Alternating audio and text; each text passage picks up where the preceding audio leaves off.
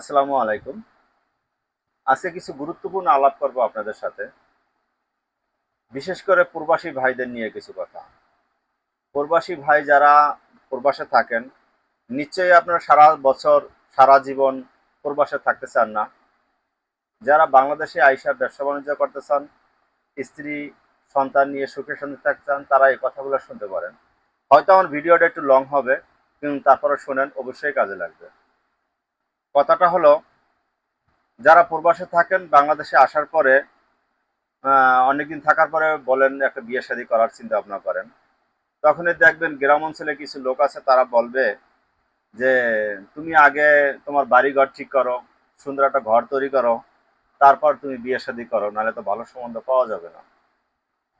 আসলে মেন কথা হলো ভাই, যদি কেউ আপনার কাছে মেয়ে বিবাহ দিবার চায়, আগে আপনার যোগ্যতা, মানে আপনি কর্মঠ কিনা, আপনি কি ধরনের ছেলে, ওই ওই কথার উপর নির্ভর করে যদি আপনার উপরে কেউ মেয়ে দিবার চায়, তাহলে তখন বিয়ে করবেন। আর যদি ওরকম না হয়, তাহলে আপনি বিদেশ থেকে আসার পরে ঘর দুয়ার করে টাকা পয়সা নষ্ট করবেন না।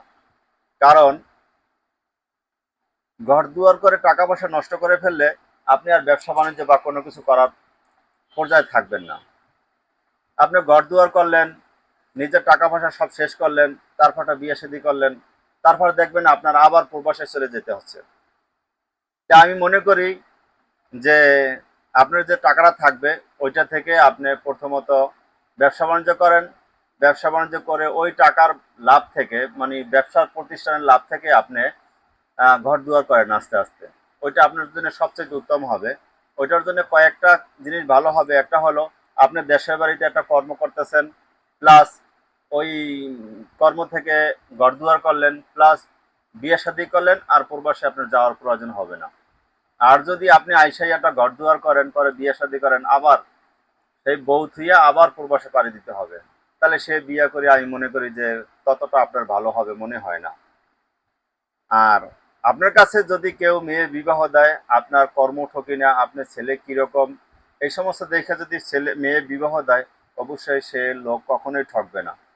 যদি আমার কথাগুলো ভালো লাগে, একটু শেয়ার করে দিবেন। অবশ্যই এরকম ভালো ভালো ভিডিও দেওয়ার চেষ্টা করব। ভালো থাকবেন। আসসালামু আলাইকুম।